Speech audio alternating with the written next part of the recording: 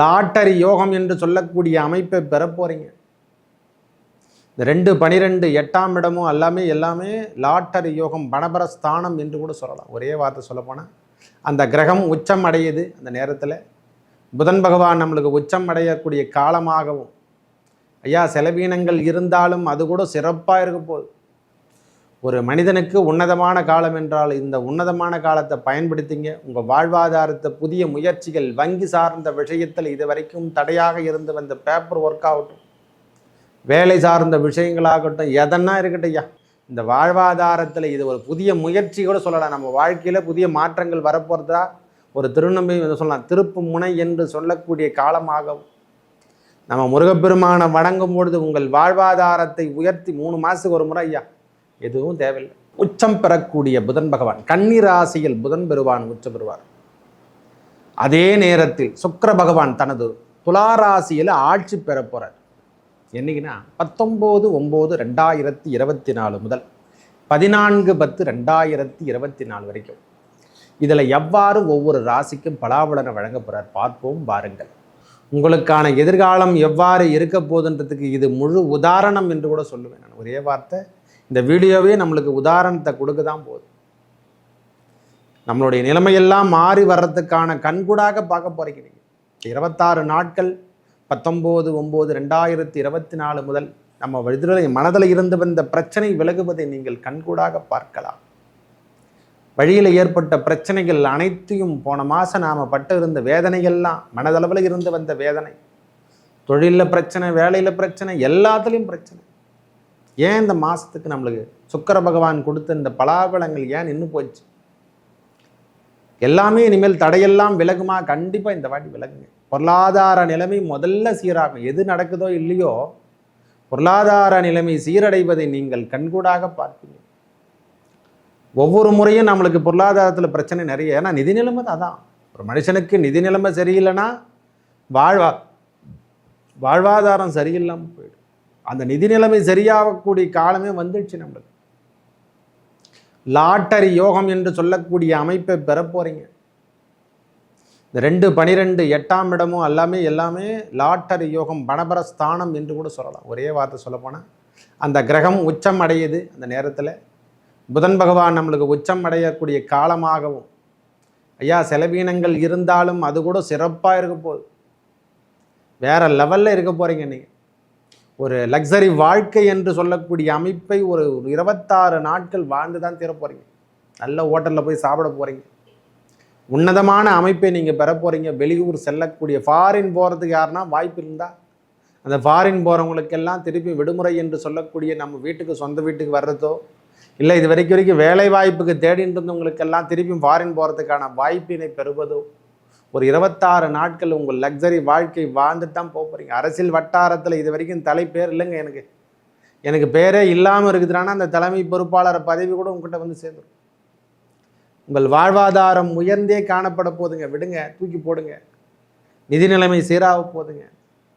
இந்த 26 நாட்கள் உன்னதமான நாட்கள் என்று கூட சொல்லுவோம். உங்கள் வாழ்வில் பெரிய மாற்றங்கள் கிடைக்கப் போகிறது. சுக்கிர பகவான் ஆட்சி பெறுவது, இனிமேல் நீச்சத்தில் இருந்தார். அவர் ஆட்சி பெற்றாலே போதுமான உடல் உபேதைகள் கண்டிப்பாக தீரும். ஹாஸ்பிட்டல் போன அவசியம் இல்லை சுவாமி, இனிமேல் ஹாஸ்பிட்டல் போகிற பக்கம் உங்களுக்கு தேவையில்லை.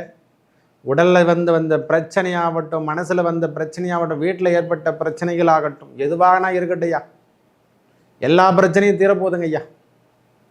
நம்மளுடைய வாழ்வாதாரம் நிலைமை திருப்பியும் மீட்டெடுக்க போகிறீங்க. ஆட்சி பெற போகிறீங்க. நீங்கள் திருப்பியும் நாம் யார் என்று இந்த உலகத்துக்கு காட்டுறதுக்கான அமைப்பு, நம்ம ஊரில் யாருன்றதுக்கான தலைமை பொறுப்பாளராக நிற்கிறதுக்கான அமைப்பு, அந்த பழைய தைரியம், தன்னம்பிக்கை எல்லாம் உங்கள்கிட்ட கூடிடும். ஒரு உன்னதமான அமைப்பு என்று கூட சொல்லுவோம். ஒரே வார்த்தை சொல்லப்போனால் ஆட்சி பெற்ற சுக்கிரன் உங்கள் வாழ்வாதாரத்தை மாற்றி தருவார். எண்ணங்களை பூர்த்தி செய்ய வைப்பார். இது வரைக்கும் தலைமை பொறுப்பாளராக நிற்கலைன்னா உங்கள் பேச்சை இனிமேல் எல்லாருமே கேட்க போகிறாங்க. வீட்டில் யாருன்னா பெரியவங்க இருந்தாங்கன்னா அவங்க உடல்நிலையத்தில் சற்று அக்கறை எடுத்து கொள்ளுங்கள். நம்ம வீட்டில் இருக்கிறவங்க பெரியவங்க யாருன்னா உடலில் கொஞ்சம் அக்கறை எடுத்துக்கொள்ளக்கூடிய காலமாக இந்த காலம் இருக்கின்றது. நம்மளுடைய பிரச்சனை இந்த மாதத்தில், இந்த 26 நாட்களில் கண்டிப்பாக தீர்றதுக்கு நாங்கள் அப்போவே நீங்கள் ஆட்சி பெற்று பிடிச்சிருவீங்க. திருப்பி ஒரு ஒரு பதவி என்று சொல்லக்கூடிய மோகம் இருந்தால் அந்த பதவி நம்மளுக்கு கிடைக்கல, நானும் ரொம்ப நாளாக தேடின்னு இருக்கேங்க, நானும் வாழ்வாதாரத்தை எழுந்துட்டு எல்லாத்தையும் தேடிட்டு இருக்கேன், எனக்கு கையில் கிடைக்கலன்னு நினைக்கிறவங்களுக்கெல்லாம் இந்த மாதிரி சுக்கிர பகவானால் ஏற்படக்கூடிய விபரீத ராஜ யோகத்தை பெற போகிறீங்க. லாட்டரி யோகம் நம்ம வீட்டில் செல்வங்கள் சேர்வதை நீங்கள் கண்கூடாக பார்க்கலாம். ஒரே வார்த்தை சொல்லப்போனால் தீவினைகள் அகலக்கூடிய காலம் என்றால் இந்த 26 நாட்களில் உங்கள் தீவினைகள்லாம் அகன்றுறீங்க. ஒரு நல்ல தூக்கத்தை தூங்க போகிறீங்க. ஏசி இல்லையா வீட்டில், ஏசி வாங்கி போட போகிறீங்க. வண்டி வாகனங்கள் சரியில்லையா காரு வாங்குவீங்க ஐயா. ஒரு உச்ச நிலைமையில் நீங்கள் இருப்பீங்க. ஒரு தலைமை பொறுப்பாளராக இருந்து நடத்த போகிறீங்க இந்த மாதம். ஐயா இந்த 26 நாட்கள் உன்னதமான காலம் என்று சொல்லுங்கள். வாழ்க்கையை வாழணும்னா உங்களை கேட்டு தான் வாழணும். இனிமேல் உங்களை பார்த்து தான் வாழ போகிறாங்க எல்லாருமே. ஐயா இவர் தானா அப்படின்ற ஒரு வார்த்தை நம்மக்கிட்ட வரப்போகுது. எவ்வளோ கடுமையானா இருக்கட்டும், அதையும் தாங்கக்கூடிய தன்மையை இதே கொடுத்துட்டு போகிறாரு. அவரே ஆட்சி பெறுவது என்பது நம்மளுக்கு 2ஆம் அதிபதியும் ஆட்சி, நம்ம அரசு நம்ம ராசிநாதனும் ஆட்சி என்றாலே வேற லெவல். அவர் தான் 9ஆம் அதிபதியும். இந்த ஒளி அமைப்பு இருக்கக்கூடிய ராசிகளுக்கு தான் தொந்தரவு, மற்றபடி ராசிகளுக்கெல்லாம் தொந்தரவு கிடையாது. 2 வீடு அவங்களுக்கெல்லாம் எப்போவுமே. சூரியன் சந்திரன் மட்டுமே தான் ஒளி அமைப்பு உறவுகளுக்கு மட்டுமே ஒரு வீடு. மற்ற கிரகங்களுக்கு அனைவருக்கும் 2 வீடு உள்ளது. அதனால தான் சுக்கிர பகவான் அமர்ந்திருக்கும் இடம் என்று சொன்னால் காலபுருஷ தத்துவத்துக்கு 7ஆம் இடத்தில் அமர்றாரு. அவர் ஆட்சி பெற்றே காணப்படுறாரு. இதுவரைக்கும் கணவன் மனைவிக்கு நம்மளை ஒத்துமணியே இல்லைன்னு நினைக்கிறவங்களுக்கு பார்ட்னர்ஷிப் ஆகட்டும், வேலை ஆட்களாகட்டும், எல்லாருமே இனிமேல் கிடைக்க போகிறாங்க.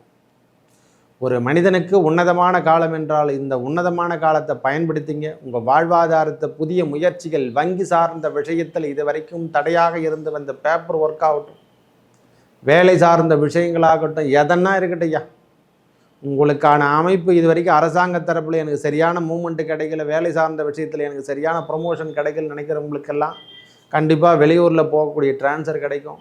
வெளிநாடு போகிறதுக்கான அமைப்பில் யாருன்னா தேடிந்தாங்கன்னா இதெல்லாம் உன்னதமான களமாக அமையப் போகிறது. நல்ல முன்னேற்றம் நீங்கள் காண போகிறீங்க. வாழ்வாதாரம் உயர்ந்து காணப்பட போகிறது. துளாராசிக்காரங்கள் இந்த நாட்கள் உங்களுக்கு உன்னதமான அமைப்பினை தரதான் போகுது. ஒரு புத்துணர்ச்சி தரக்கூடிய காலம் கூட வருது சொல்லலாம். ஒரே வார்த்தை சொல்லப்போனால் இனிமேல் புத்துணர்ச்சியோடு நீங்கள் இருக்க போகிறீங்க. ஒரு தைரியம், தன்னம்பிக்கை எல்லாம் மேலோங்கும். உங்கள் வாழ்வாதாரம் உயரும். வீடோ கல்வியோ, கல்வி சார்ந்த விஷயத்தில் இருந்து வந்த தடை விலகும். வீட்டில் இது வரைக்கும் ரெஸ்டாரண்ட்டு நம்ம பக்கத்தில் எதுனா ஓப்பன் பண்ணி நம்மளை இங்கேருந்தே பார்த்துக்கலாம் அப்படின்ற ஒரு எண்ணம் எல்லாம் உருவாகும். புதிய பிஸ்னஸை தொடங்கிறதுக்கான அமைப்பை ஏற்படுத்தி தரப்போகிறீங்க. எதனா ஒரு சின்ன ஒரு வேலை செஞ்சு ஒரு பிஸ்னஸோ, நாம் பங்கடையோ எதனா ஒன்று திறக்கிறதோ, பெரிய லெவலில் நம்ம இண்டஸ்ட்ரியல் ஓப்பன் பண்ணுறதோ, வீடு சார்ந்த விஷயத்தில் ஒரு முன்னேற்றம் பார்க்கறது, இதெல்லாம் இனிமேல் துளாராசிக்கு பெரிய முன்னேற்றத்தை தந்தருளும். வல்வினைகள் விகலும். அதாவது பிரச்சனைகளிலிருந்து விளைவருவதை நீங்கள் கண்கூடாக பார்க்கலாம். உங்களுக்கான தெய்வம் இந்த பகவானால் உங்களுக்கு பெரிய ஆஃபரான காலம் இல்லை. திருத்தணி முருகனை உங்களுக்கு உகந்த இடம் என்றே சொல்லுது. அந்த திருத்தணி முருகப்பெருமானை, வள்ளி தெய்வயானை, சுப்பிரமணிய சுவாமி வணங்கி வர ஐயா மாதத்தில் ஒரு முறை, இல்லைன்னா 3 மாதத்துக்கு ஒரு முறை, 6 மாதத்துக்கு ஒரு முறை துளாராசிகாரங்களுக்கு உன்னதமான இடம். எந்த பிரச்சனை இருந்தாலும் சரி அந்த பிரச்சனையெல்லாம் விலகிட்டு ஓடக்கூடிய ஒரே இடம் எதிரானா அந்த திருத்தணி முருகப்பெருமான் சுப்பிரமணிய சுவாமி தான். உங்களுக்கான உகந்த இடம், உகந்த கோயில், உகந்த எல்லா தெய்வத்துக்கான அமைப்பு உங்களுக்கு லக்ஷ்மி கடாட்சம் என்று சொல்லக்கூடிய அமைப்பை பெறுவது. நீங்கள் உடைய வாழ்வாதாரம் நான் தொலைச்சிட்டு நிற்கிறவங்களுக்கெல்லாம் திருத்தணி முருகனை நீங்கள் சென்றடைங்க. துளாராசிகாரங்க வணங்க வேண்டிய தெய்வமே முருகப்பெருமான் தான். உன்னதமான தெய்வம் என்றால் அது முருகப்பெருமானே குறிக்க. நான் ஒரே வார்த்தை சொல்லுவேன், நான் வணங்கும் தெய்வம் முருகப்பெருமான், முருகனே தான். ஒரே வார்த்தை சொல்லப்போனான், அவனின்று ஓர் அணுவும் அசைவது. 12 கரங்களும் அவருடைய கதைகளே. அந்த கட்டம் எல்லாமே அவருக்கு தான். 12 விழிகளும் 27 நட்சத்திரமும் அவருடைய அங்கங்களே. எல்லாமே முருகனையே குறிக்கும், வேறு எதுவுமே கிடையாது. 6 படை முருகனையே, அந்த முருகனே தான்.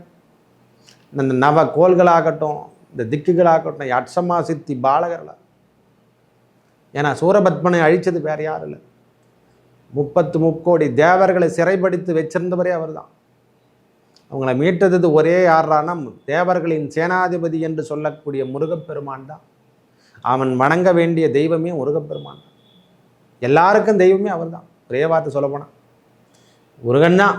இணையற்ற தெய்வம் என்றால் அது முருகனை மட்டுமே குறிக்கும். துளாராசிக்கு உகந்த இடம் எது என்றால் அந்த திருத்தணி முருகனை சென்று வர திருத்தணி முருகனுக்கு நீங்கள் முருகப்பெருமானை அந்த சுப்பிரமணிய சுவாமியை நீங்கள் வழிபட இந்த வாழ்வாதாரத்தில் இது ஒரு புதிய முயற்சி கூட சொல்லலாம். நம்ம வாழ்க்கையில் புதிய மாற்றங்கள் வரப்போகிறதா ஒரு திருநம்பை சொல்லலாம். திருப்பு முனை என்று சொல்லக்கூடிய காலமாகவும் நம்ம முருகப்பெருமானை வணங்கும் பொழுது உங்கள் வாழ்வாதாரத்தை உயர்த்தி 3 மாதத்துக்கு ஒரு முறை ஐயா எதுவும் தேவையில்லை, முருகப்பெருமானை போய் பார்த்துட்டு வாங்க, ஒரு அர்ச்சனை பண்ணிவிட்டு அங்கே தங்கிட்டு வாங்க. எங்கே சென்றாலும் ஒரு கோயிலுக்கு போகிறோன்னா ஒரு 24 ஹவர்ஸ் நம்ம அங்கே இருக்கணும். அந்த ஒளி அலைகள் நம்ம மேலே படணும். அப்போ தான் நம்ம வாழ்வாதாரம் உயரும். நம்மக்கிட்ட இருக்கிற நெகட்டிவ் திங்ஸ் எல்லாம் விட்டுட்டு விலகும். ஆலயம் இல்லாத ஊரில் இருக்கக்கூடாதுன்றான். ஏன் சொல்கிறான்? இந்த நெகட்டிவ் திங்ஸ்லாம் நம்ம மேலே எப்பவுமே படும். மனுஷனுக்கு தேவையில்லாத நெகட்டிவ் திங்ஸ் தான். எண்ணங்களே செயலை உருவாக்கும் என்று சொன்னான். இறைவன் நம்மளுக்கு கொடுக்குறான் அந்த எண்ணத்தை. அதை கொடுத்தாதான் நீ செயல்படுத்த செய்ய முடியும். முதல்ல அப்படி செய்யவில்லை என்றால் எப்படி நடத்தும்? அந்த வேலையும் செய்ய முடியாது நம்மளால். அந்த எண்ணங்களும் செயலையும் உருவாக்கக்கூடிய காலமாக இந்த காலம் துளாராசிக்கு வருது. இந்த நேரத்தை அந்த திருத்தணி சுப்பிரமணிய சுவாமியை வணங்கி வாங்க. 3 மாதத்துக்கு ஒரு முறை, நம்மளால் முடியலாம் 3 மாதத்துக்கு ஒரு முறையும் கண்டிப்பாக திருத்தணி சென்று வர உங்கள் வாழ்வில் ஏற்பட்ட துன்பங்கள் அனைத்தும் விலகும்.